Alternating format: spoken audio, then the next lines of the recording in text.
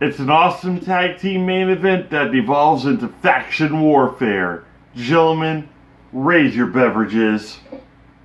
It is an NXT party.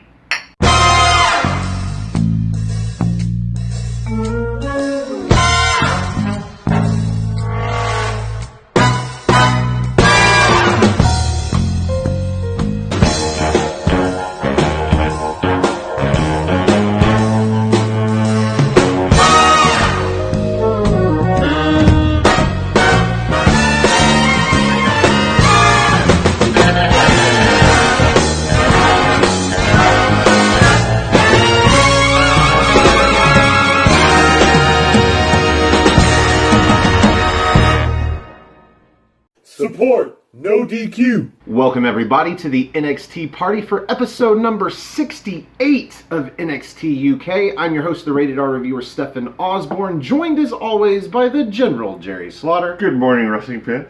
And this morning we have a pair of special guests.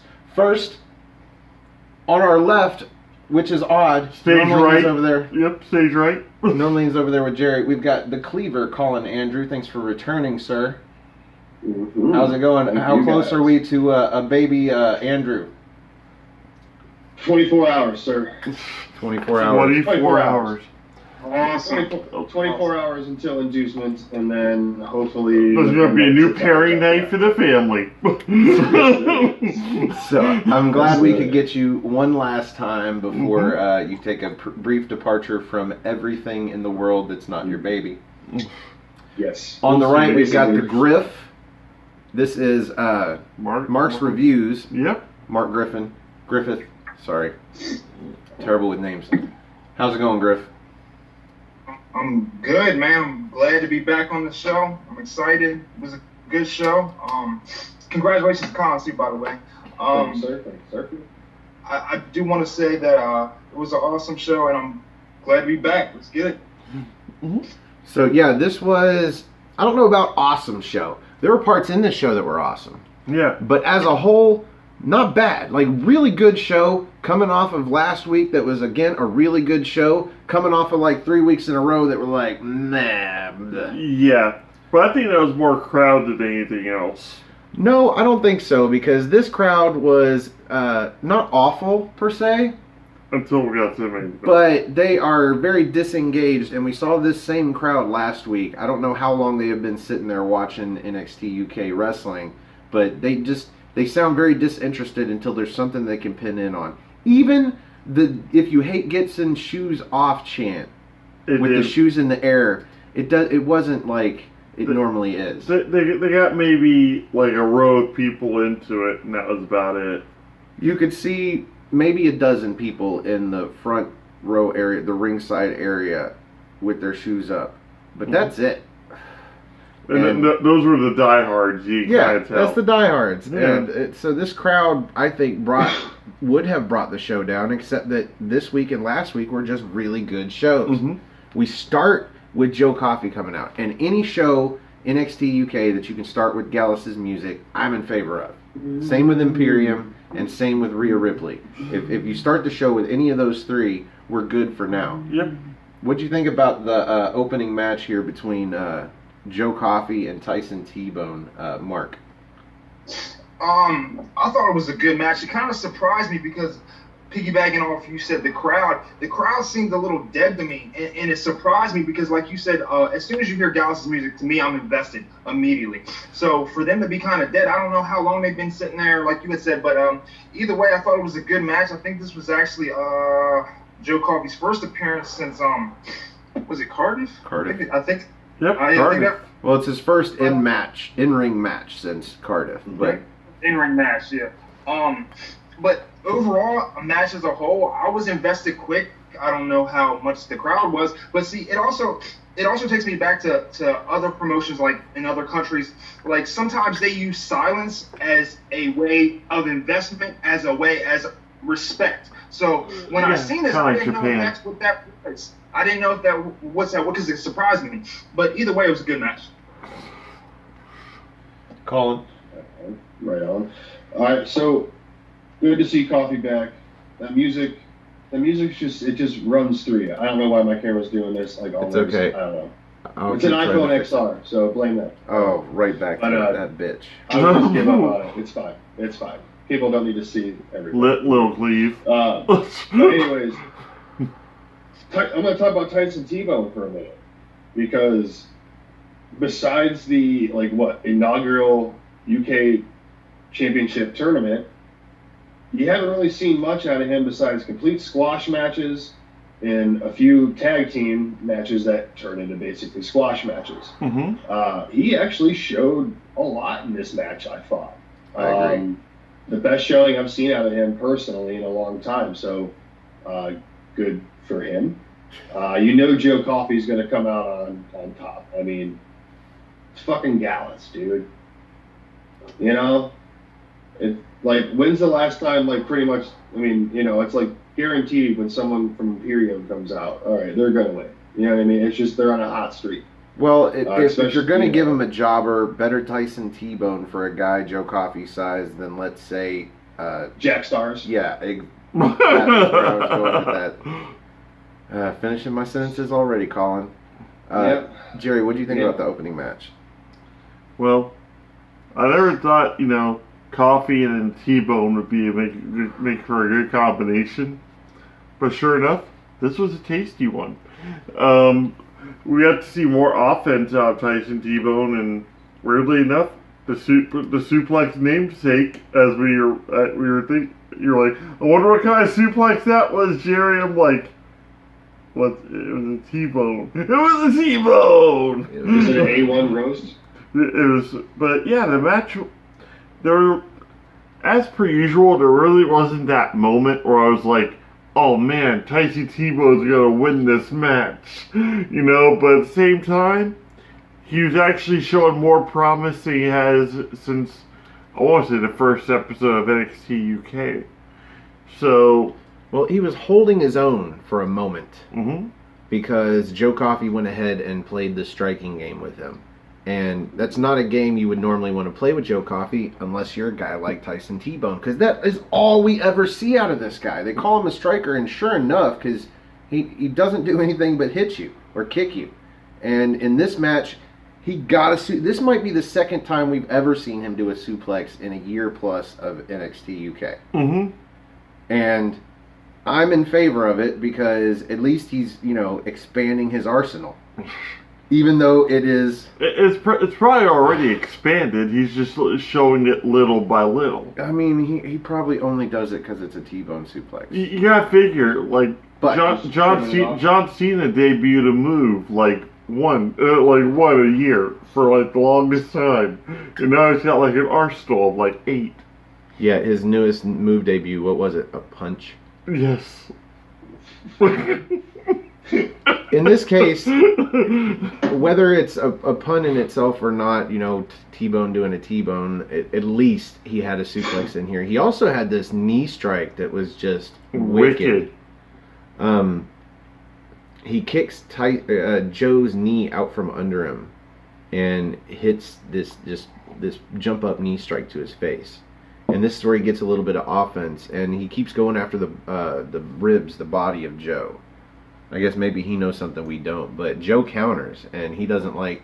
He knows is the fact that Mastiff pretty much fucking crushed him last time. And there's really no way of, knowing if Joe's completely healed up from that, just enough that he was cleared to compete, because Joe is that stubborn. He would want to hop back in the ring just to show his dominance, even if he isn't at 100%. It's like, bitches, this is me at 38. Okay? Imagine me at 100. So, the only story I can see here in this match was the ongoing tale of who's the bad guy here? Are they both the bad guy? I'm pretty sure they're both the bad guy. Joe Coffey was doing an arm hold on T-Bone for the longest time, and the crowd actually started getting behind T-Bone, trying to clap, all dozen and a half of them, to get him back on his feet. But I'm like, isn't T-Bone a bad guy too? I get it, Joe's, Gallus, obviously they're heels, but not really obviously. I think the only thing that was making Tyson T-Bone get cheered for in any way, shape, or form is it was the fact that he's from England and Joe's not.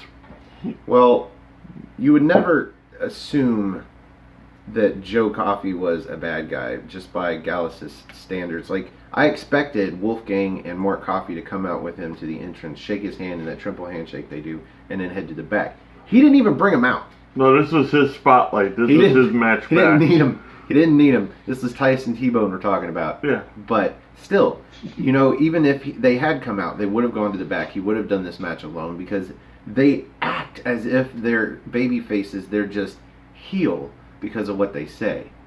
There's a fine line between being baby-faced and just being that cocky. And the best kind of heel is the one that tells the truth, and they might just be telling the truth. This might just be their kingdom. Yep. But we see Joe get the win with, he does a spring out of the corner for a crossbody that he gets maybe more like a Kofi Kingston double chop out of it, but either way. And then he does the Glasgow send off, that drop kick that sends T-Bone into the corner, and then all raw best for the bells, which I don't know if he needed the discus, because after the discus he does this long pause just like he's rearing up and then hits the lariat, and I'm like, I think it looks better when he's like running with the discus. I think if anything, that's one of those moves you should be sloppy at the end of, because it only makes it look that much more powerful. Like if he spun into it and actually leveled him to the point where he falls with him, that I think that would be, you know, made it look that much sicker. So after the pinfall, we get Alicia Taylor in the back with Zaya Brookside, who's asking her about getting called out by Kaylee Ray for calling out Kaylee Ray for, as she suggested, cheating. Mm-hmm. And she says she's ready. She's been training the hardest she's ever has, and she's ready to show Kaylee Ray. Just more time between now and the eventual match. Yeah. Any notes on this, Colin? It's Zaya Brookside, so no. Mark? Brookside, no. Yeah, again, my only note is her hair color only exists in the plane that is her head. That is not a color that exists in real life. No. I did have put down a list of all her aspirations. She ranted about a little bit. I mean, but I wasn't invested in that. But well, drop us with the list, because I didn't take any notes here, other than she was ready to show Kaylee Ray. That is actually the only note I put. That was the only aspiration. I kind of bullshit that as a list. It was more just one thing I wrote down. It was a bullet point. So, Jerry, I'm pretty sure we already did our predictions for this match, but Brookside or Kaylee Ray? Alright, what I need you to do is go ahead and, you know, take the word way and take the letter F out of it, and then you have Zaya Brookside's chances of winning the match. No fucking way. There's no effing way. Yeah, so after this, we get a video promo for a new competitor, and I like this promo. Mm-hmm. This was good. Doesn't show anything. His voice has got just that good quality for that gravelly feel that to it. Spooky gravelly, been smoking all his life. This is a guy named Ridge Holland, and he's debuting soon, so probably not next week, maybe in a couple weeks. We just had A-Kid debut. I was about to say, like, it took Dragunov about 2 weeks before we actually got to see him, and next week's card, as we learn, is pretty much loaded down. Yeah. What do you think about this intro here, Mark? Or this promo? You got me excited. Ridge Holland. I think, what did he say in the promo? I got it written down. Someone is getting, and that's all I have. I couldn't hear what he said at the end. He said someone is getting something. I couldn't really catch it at the end. But I think they showed, you know, him walking through the water puddles or something like that. But the way he delivered the statement, someone is getting, I think it was someone is getting hurt is what he said. Yeah. Someone is getting hurt. I don't know. It got me excited to see who's getting hurt and who's going to be delivering it. So I definitely want to see what Ridge Holland has to offer. So this looks to me like a dark persona. Yes. And I'm pretty sure this will be the first one that we've gotten in NXT UK, other than what they should be doing with Isla Dawn, but that's neither here nor there. That's coming up in a bit. Are you looking forward to Ridge Holland, Colin? Yeah. I mean, it's always cool to see new characters come in, especially when you have a roster established, but when you have, Imperium playing both sides of the ocean with both NXTs and your Tyler Bate and a few other random people that have been rumored to do it, like, Rhea Ripley and Pete Dunne. Supposedly whenever Toni Storm comes back, she's supposed to get involved with NXT as well. So seeing new stars come in is always a good thing. Yeah, I agree with Stefan when you were saying it seems like a dark persona, and I feel like NXT UK needs that. I mean, I feel like every brand needs a dark entity character. So, we'll see. We'll see how it goes. And yeah, Jerry, you're probably right. NXT UK's traffic pattern is in 2 weeks, in 2 weeks, in 2 weeks. So I'm gonna guess 2 weeks. Now, Jerry, is this guy black or white? I don't know. It's really hard to tell. But at the same time, I get kind of a Jack the Ripper kind of feel off of him. And the fact that he's already showing that he's going to be carrying a foreign object out there with him. What was that, Billy Club? Yeah, that little Billy Club thing. That already screams heel for one, but two, he's kind of giving off that, I want to say, what I like about it is it almost gives off that Sean O'Hare type vibe. Back when he was doing that whole devil's advocate type character. I'm not telling you anything you don't already know kind of attitude. And if he pulls off that kind of persona and has the ring chops to prove it, I think he'd be a major player here. Yeah, because they don't show this. They show shadows of this guy, and you can hear his voice. So we have no idea what he looks like. He might be really puny for all we know. He look like Morgan Freeman for all I care at this point. He sounds like a badass. Yeah, I gotta look into him and see, because I've never even heard of him. Unless it's a brand new name and there's no way of knowing. That exactly. Wikipedia, yeah, maybe. Exactly. Yeah, you'd have to look at Wikipedia and it's like formerly known as. It's like, oh, it's that guy. Fuck him. So from the mysterious Ridge Holland, we go into what I originally called a video package, but apparently this was the up close with Piper Niven. And it is video package. It's a lot of her history. It is an interview with her where she talks about all kinds of things. Why don't you talk about it a little bit, Colin? Well, she, was saying that she was flipping through channels one day and saw there was fireworks and these lights, and it was the Undertaker beating up some Soon. And she just thought it was awesome, and she started training since she was 16. And it just took it a little deeper into her. It felt like it should have been aired during a WWE Network transition, how they have those little clips of the Chronicle and this, that, and the other. I felt like it should have been saved for that. But I mean, I don't know what they're going to do with Piper Niven at this point. Is she a viable contender for the title? I mean, yeah, but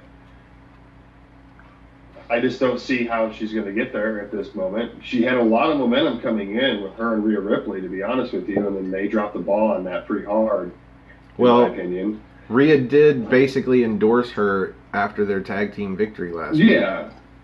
Yeah, but I just don't.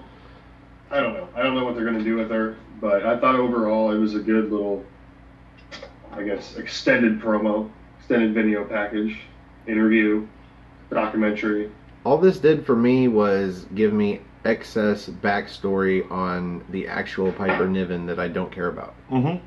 I want to see her get better in the ring, develop a moveset that is her own and not Dave Mastiff's, and one that is safer for the people that she is working with. because she can do it. If they have welcomed her into this community, then she can go in there and act like a powerhouse woman instead of trying to do all these running moves. They have a performance center there that she can learn from the greats, you know? So anyway, this did very little for me. What about you, Mark? I want to be 100% honest about this. This was actually the segment that I actually chose to have to skip in order to make it here on time to review the show. I'm actually glad you asked Colin to go first because I would have been drawing a blank on that. So it's glad to know that they took time out to do a story with Piper. But like I wouldn't be invested enough to even want to listen to it. I don't know how you guys felt, but either way, I mean that's great that they're getting behind her a little bit, but I mean I don't care. Jerry, I don't. Jerry, did this do anything for you? With me, like, the most badass Piper has looked to me in any way, shape, or form. It's two. It's my thing. It's my go-to. Was the first night she showed up and told Ripley that, you know, there's pretty much a new bully in town, more or less. And after that, I couldn't really care anymore. Maybe it was the leather jacket, you know, and the NXT shirt. She looked more like she was ready to go to a bar, throw back some beers, and then beat the hell out of you. But since she like debuted that weird green thing that she wears, and being so light and friendly with everybody, I'm like, she kind of lost me. If she was like still just this bruiser brawler from like Ireland, or is it Scotland? I think she's from Ireland. One of the, I think it's Scotland, bro. Yeah, Scotland. All right. Scotland. Well, yeah, that's right because she went against Kaylee Ray at one point. I'm pretty sure, but I'm not invested. Ayrshire, Scotland. I'm just not invested in her. Yeah, she debuted with a hot streak as kind of this bully killer, and now Rhea Ripley is a face and is no longer a bully, and she has no other bullies to go after, unless you're counting Kaylee Ray. Maybe Kaylee Ray does something very dastardly to Xia Brookside. And that's what's going to set up for their match, like for the title. I don't want to spoil anything, but yeah, we are going to get that match. Yeah. In this case, I don't see where Piper Dawn is going from here. Like, obviously there are options, but what are they doing? Because it's not doing Piper Dawn? Piper Dawn? Piper Niven. Well, that gives away our next match. We got Killer Kelly versus Isla Dawn. We figured this was coming because Killer Kelly said she was going to go pick a fight with somebody after seeing Isla Dawn go into the women's locker room. And so here we are. Killer Kelly has a badass new entrance music.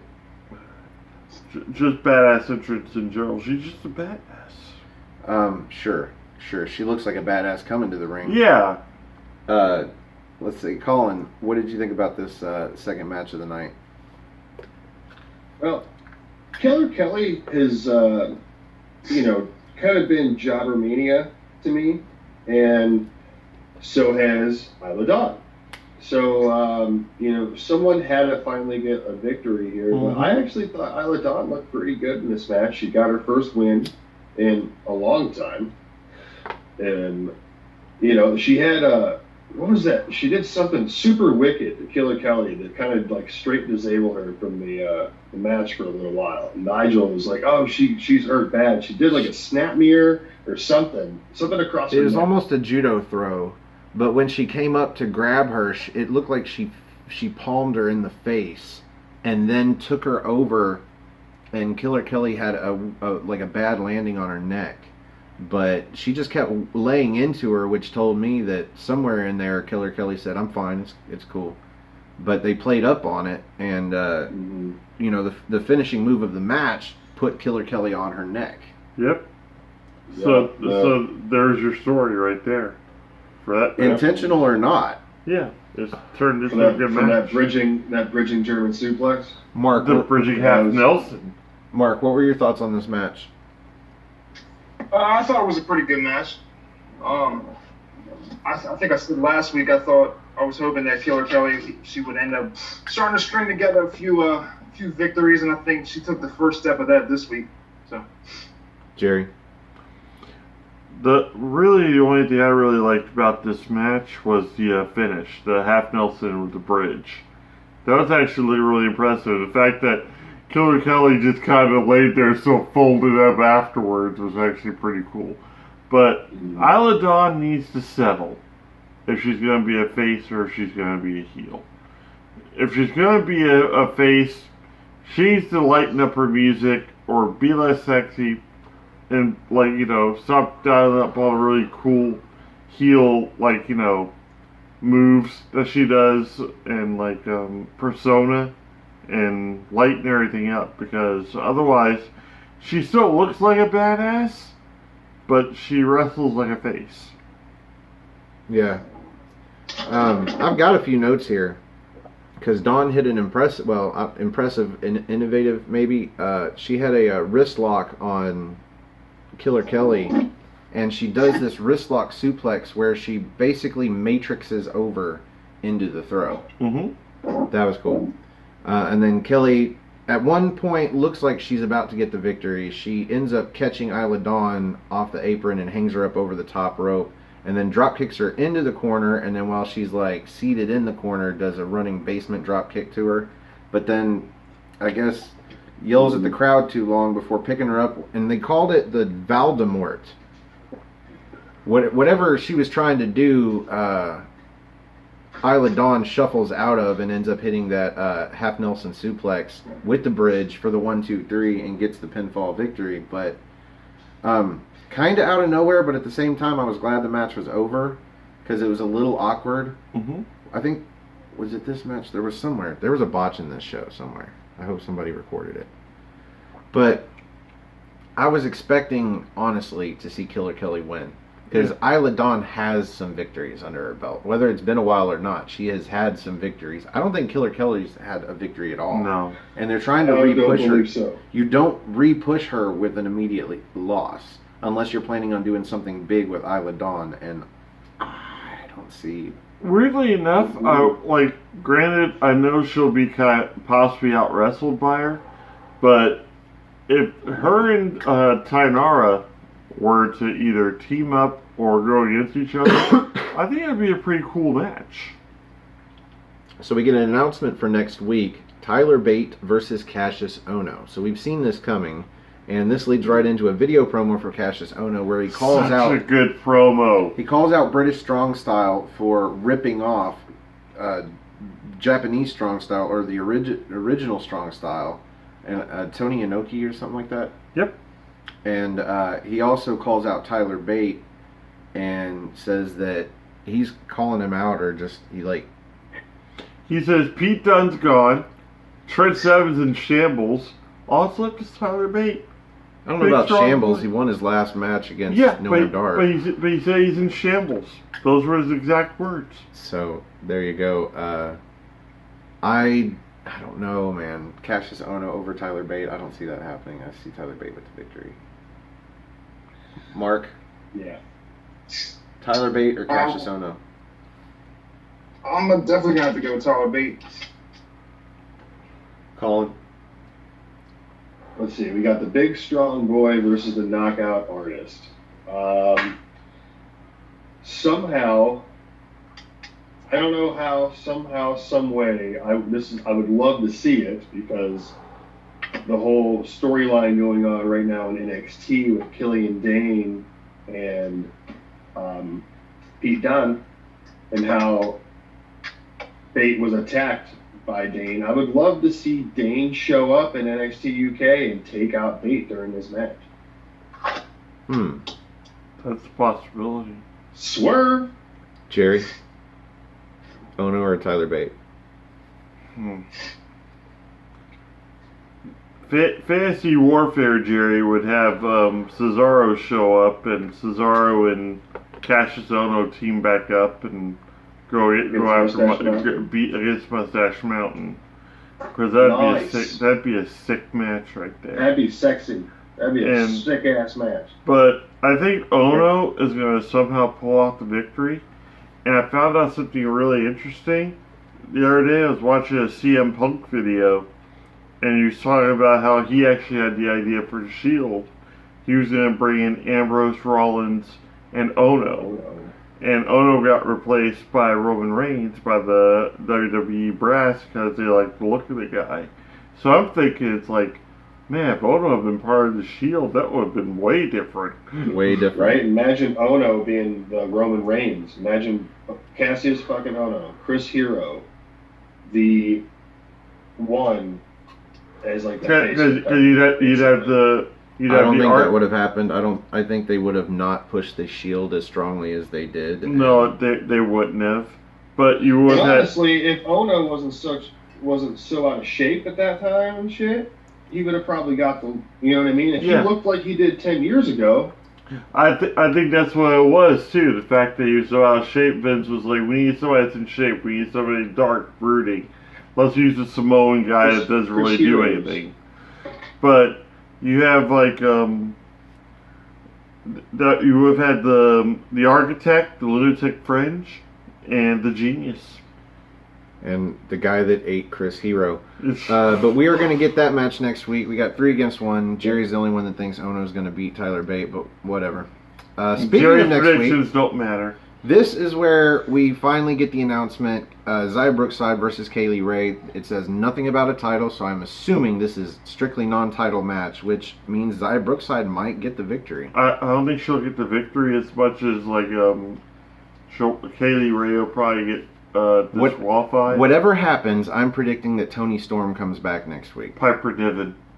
Anyway, we also get the rematch, Travis Banks versus Ligero, the match that ended in a double pinfall, where both of them thought that they won, and I don't understand because they knew that their shoulders were down. Mm-hmm. They should have both thought that they lost. Anyway, and then the ref brings them into the ring and holds their wrists as if he's going to lift one of them. You guys bored us so badly. I want you to know how badly you bored us, so I'm going to hold both your wrists down. Here's the pose of shame. Support! No DQ! We've lost Mark, but we are going to trudge on anyway.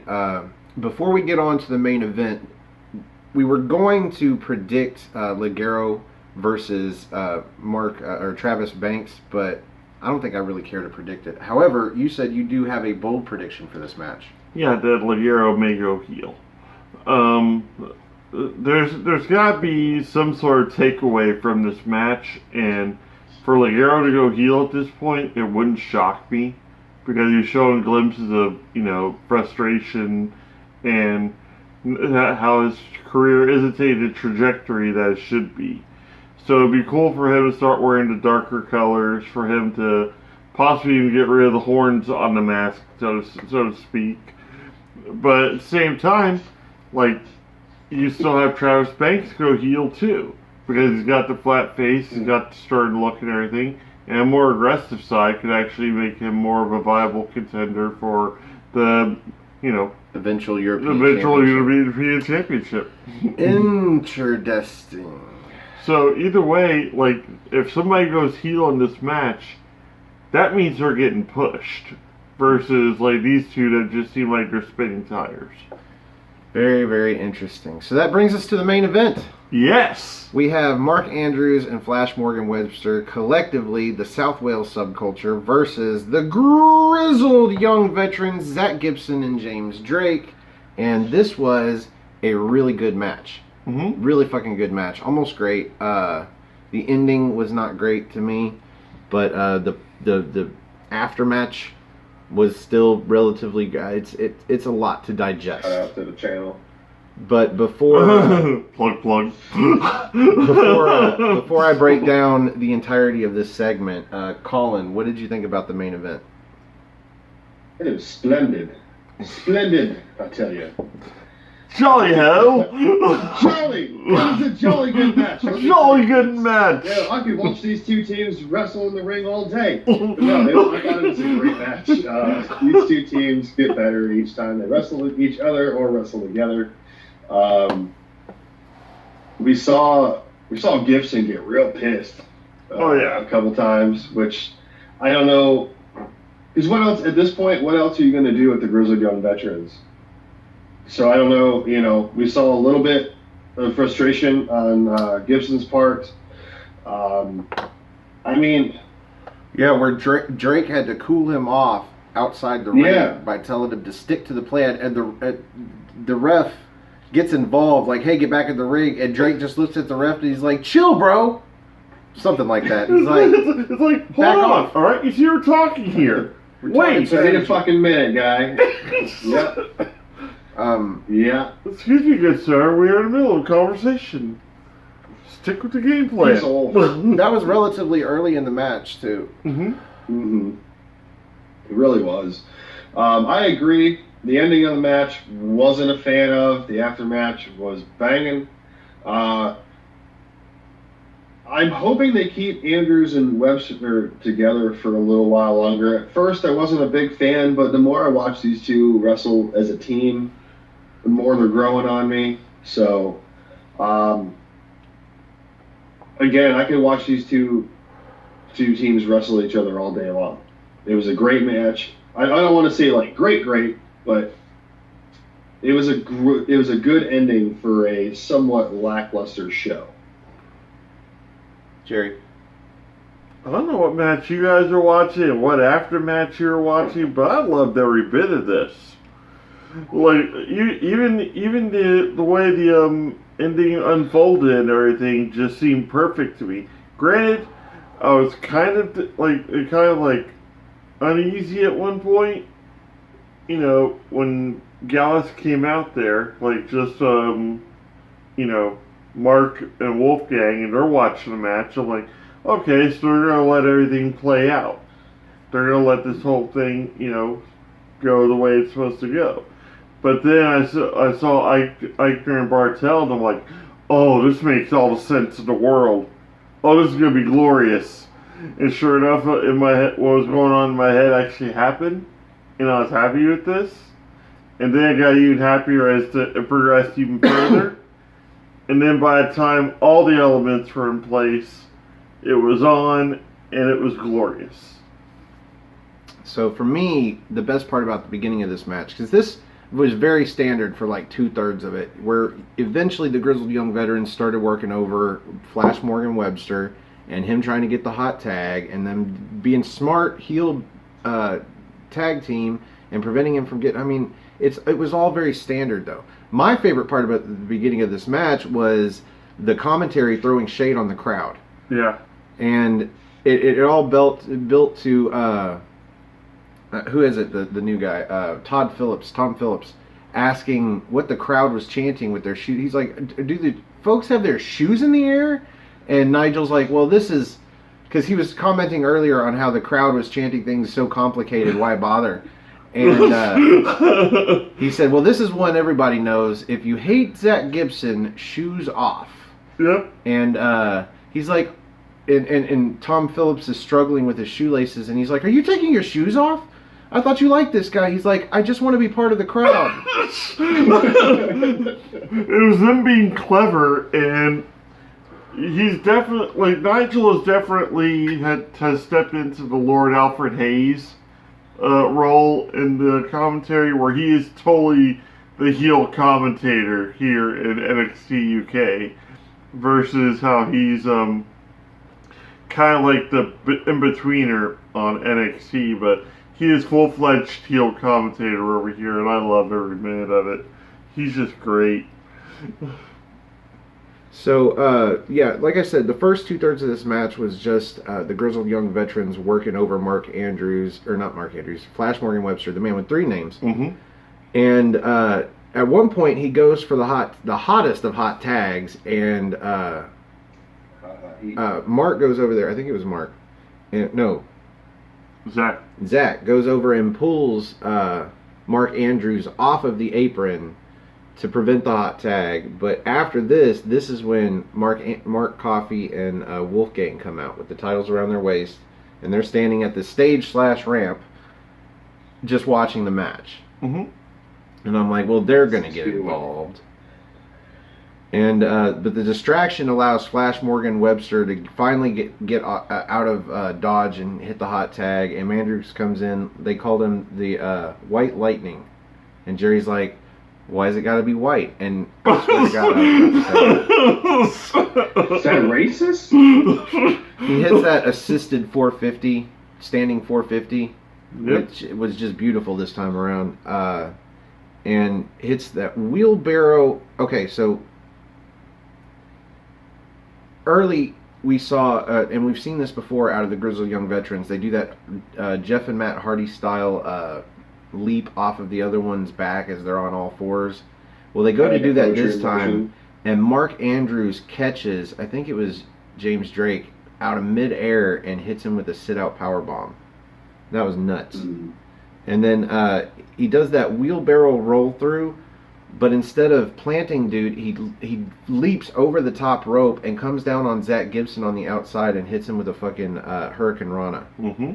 That was crazy. And then Flash Morgan Webster on the inside hits a swanton onto Drake's back, gets a near fall. And then Gibson kicks Flash Morgan Webster's leg out. He's already gotten rid of Mandrews again. He kicks his leg out from under him in the corner, where now he's like draping over the middle corner rope, and Drake runs in for the grit your teeth, and then Zach Gibson hits the double lung blower, the ticket to ride, draped from the corner, and they go for the pinfall and get a near fall. Flash Morgan kicks out. That was nuts. And then he counters. They go for a Doomsday Device, and he does that victory roll, gets a near fall out of it. And then Mandrews counters the suplex with the Poison Rana. All four men are down. And at this point, Fabian Eichner and Marcel Bartel come out. And they look at Gallus. And Gallus takes one look at them and breaks for the ring. Yeah. Gets in the ring and automatically attacks the Grizzled Young Veterans as they've just gotten up. And then Imperium runs to the ring, of course, just Bartel and Eichner, but they run to the ring and they attack the South Wales Subculture. And they get all of them out of the ring, and now we have 2-on-2. And then Alexander Wolf comes out, joins Imperium, and then Joe comes through the crowd over the barricade and joins Gallus, and then the music hits. Alexander Wolf just holds up his finger as one more. And then Walter's music hits, he comes out, joins up with them. But Gallus stands their ground. In fact, they advance. They get into the ring, and they're ready for a fight. And then Ilya Dragunov's music hits. Mm-hmm. And he comes out. And he gets in the ring, and he stands side by side with Imperium, and it looks like it's going to be 5-on-3. Like, this is definitely a beatdown Gallus should be running from, but they're not. Because, again, they don't act like heels. They act like baby faces. They're going to face this down. But instead, Ilya Dragunov switches sides, and he stands alongside Gallus. And then the 8-man breakdown. Everybody starts beating up on everybody. Nobody gets the upper hand, and we go to the end of the show. Cut to black. Yep. And so, yeah, really good, almost great match. Kind of great match that had a shitty ending for it to be such a great, 20-minute match. Mm-hmm. But then the aftermatch was still, awesome. Mm-hmm. So what do you do here, Colin? That brings us to the end of main event. So here on the NXT party, we like to rate the main event using good old-fashioned NXT. And you get to go first, since you're the guest. Yes. And the only guest now since Mark's gone. How would you rate the match, and where do you see it going from here? Yeah, out of 5 spots of NXT. 5 spots of good old NXT. I'm going to give this main event. All right, so I'm not going to include the aftermatch. Okay, this is strictly up until the disqualification. Yeah, double. I'm going to go 4. And then because of the aftermatch is the reason why I'm going to go 4 1/4. Yep. Is because it set up something awesome. It set up something that we've been trying to figure out here for a little while. What was going to go on with Imperium and Ilya Dragunov, because we know the history between all those guys basically, except for Fabian Eichner. But he's not a real member. So, and then so I was excited to see that. But and where do we go from here with this? Well, War Games is coming up. I don't know exactly what's going to happen because I know they're doing this whole thing with Undisputed Era versus Tommaso Ciampa and Keith Lee and Matt Riddle and a mystery partner. But if they're doing something along the lines with at Survivor Series with the Tri brand, I don't know who they're going to put in for all that. So I see something happening, and maybe the men's War Games match gets bumped, and we get a NXT UK one in there instead. Gallus and Dragunov versus Imperium. I'm still gonna save my rating for last, but I gotta say, chances are good because NXT is now live every week. There is no tape shows. Mm-hmm. Chances are good that if we're going to see Imperium versus Gallus and Dragunov as a War Games match, it's just going to be the dark match. They're going to do a series of NXT UK matches as dark matches, and we'll see War Games on NXT UK. Oh, that'd be just as well. That'd be a big rating. That'd be sweet. Yeah, that'd be really cool. Just to devote a whole show just to that one. So that's my guess, because they're no longer going to have dark matches to air the next week on. Because you'd actually NXT TV. have two matches, so make one match maybe about 10, 15 minutes long, then devote about half hour, 35 minutes to the match between them and the War Games ring. That'd work out beautifully. The only problem I can see is if they want to have a pre-show for War Games. Mm-hmm. They won't be able to do a lot of crowd shots, and if they do it back in the studio, it's going to have to make sure you don't get to hear the crowd going off because of the War Games match they're watching. Anyway, that's what I see happening. Ratings-wise, though, Jerry, where do you rate the main event? Whew. I'm actually going to go 4.25 just for the fact that I love every minute of it. If anything, I'd probably give it 4.5 because it does set up for a whole bunch of different stuff. We didn't really have a definitive finish for Webster and Andrews versus Gibson and Drake. And I brought it up to you, fine. This just means we can have possibly a ladder match for a number one contender contract for them to go against whoever ends up with the belts here after a while. I would be for that because that'd be great, I think, between Zach Gibson or Grizzled Young Veterans and those two. That'd be an awesome ladder match to have. And then we have the possibility, for me, I think, since Dragunov and Wolf were the ones fighting, maybe this could be another swerve. Maybe Dragunov actually is still with Imperium, and they're actually, they just roughed each other up to make it look more convincing. I don't like storylines like that. I know you don't, but at the same time, or he'd be pulling a Roderick Strong. Same thing Roderick Strong did to Pete Dunne. Yeah, that's the bullshit that got me stop watching the Aces and Eights storyline in TNA. Yeah. Mm-hmm.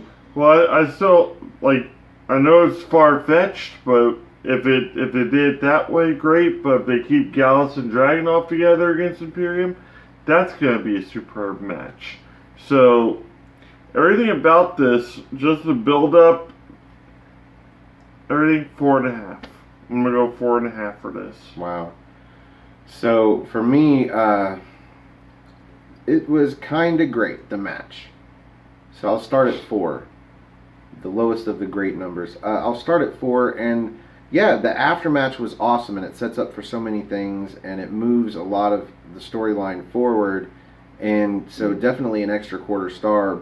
But the finish, ending in basically the match is thrown out. I don't know if it's a disqualification where the South Wales subculture wins because I guess the Grizzled Young Veterans would win because they got attacked first. Yeah. Yep.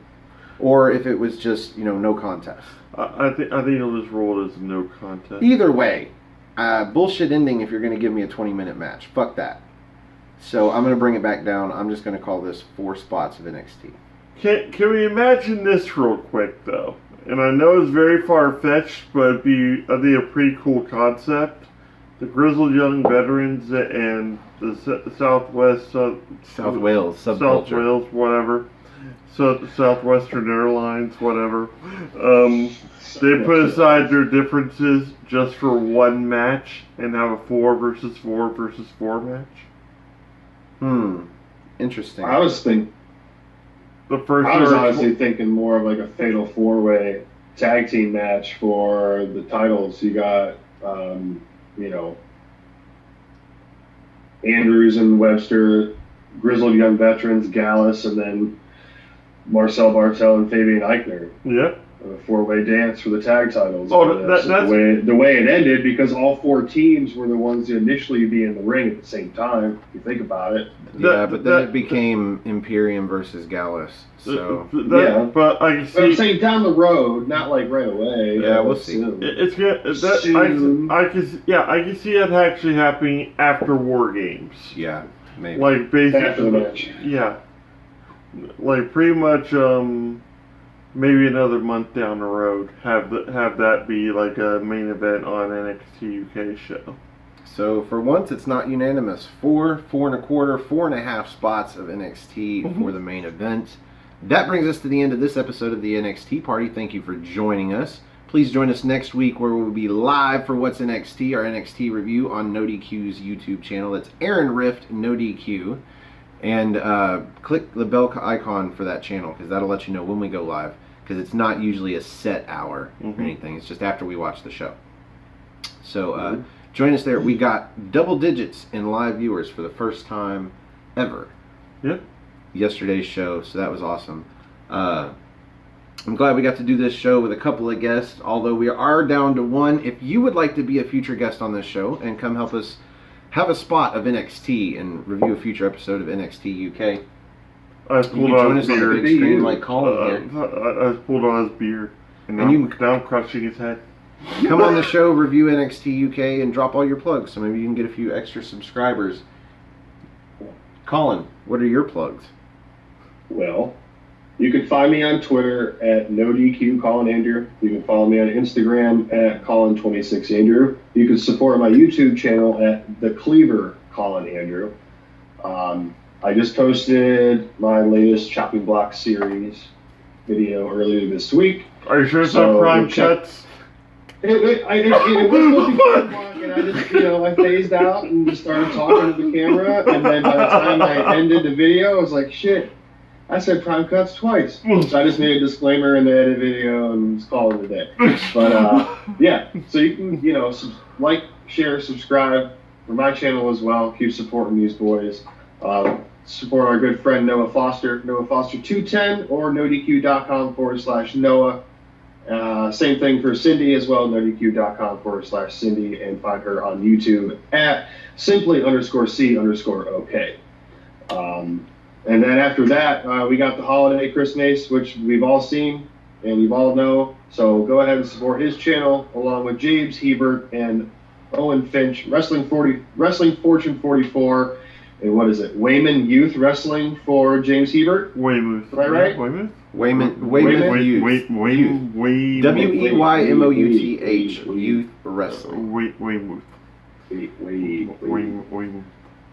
But yeah, that's all for me. Again, NoDQ Colin Andrew Twitter, and hit me up, talk some wrestling, and eat some meatloaf. And Thanks, our lost guest, the gentleman who died of dysentery along the Oregon Trail. Find him at Mark's Reviews on YouTube. I don't know his Twitter handle, but I don't know if he has one. Or Mark Griffith on Facebook. Yeah, Mark Griffith on Facebook. I don't know if he'll add you. We will not add you. No, we won't. But if you want to find me on Twitter, you can go to nodq.com/Stefan. That's STEFAN. Or if you just want to look me up on Twitter, it's at Stefan R. Osborne. OSBORNE. As always, the R stands for restricted. Cunt bomb. You can also find the gentleman on Twitter at NoDQ Journal, and also my Facebook group Armbar, all capital ARMBAR. Exclamation point! Wow, that is a mighty looking exclamation point. That is mighty. That is mighty looking. Join us there for discussions, memes, whatever. And as he just said a minute ago, don't try to add us personally on Facebook because it won't end well for you. Nope. But you can follow me on Instagram now at osborne.stefan. That's where I have a One profile picture and no content. I get tagged and stuff, but I don't respond or do anything. I don't use Instagram. Don't be a dick though. Respond. When I tag you and stuff, it's because I know you're gonna like it. So respond. Just click the like button. I don't even care. Oh, that doesn't put anything on my page? Because I want my page to be completely content free. No, it doesn't. It doesn't put shit on it. I just like tag you in a post and like, dude, check out this sweet ass drum set. All right. So I'll check that shit out. But yeah, I'm content free, and I'm trying to get to 100 100 followers, content free, absolutely content free. Maybe then I'll start like using Instagram. But till then, doubtful. You can also find me on Patreon now at Stephen R. Osborne, if you want to help contribute to the show. Again, I have a green screen that I just got that costs money, and I don't get paid for the show, but I like to make changes and upgrade the show, and we're going to try the ChromaCast when we can. But again, we need suggestions from you guys down in the comments of what you want to see, like behind us. Like, do you want to see us look like we're going to get eaten by a dragon or eaten by a cat? A sandwich and a douche taco. Mm-hmm. Other than that, yeah, I think that's all the plugs. If you like our show, click the like button that's underneath me over here. And if you like all of our shows, do yourself a favor. Click the subscribe button over there underneath Jerry. And subscribe to No DQ, of course, but also subscribe to our channel, Aftermatch Wrestling. That's all one word, Aftermatch. AFTERMATCH, Aftermatch Wrestling. And that's where this show, the NXT party, goes up first and in HD. You can also find it on No DQ. Either way, subscribe to the channels, and we will continue to try to go live. But we definitely go live on Thursday mornings for What's NXT, so join us there. Join us here, join us next week, and share. Share to all of your social media platforms. Just a few clicks and like 45 seconds of your time is all we ask. If you have friends that like watching wrestling, NXT, NXT UK, maybe they'll like watching us bullshit about the shows.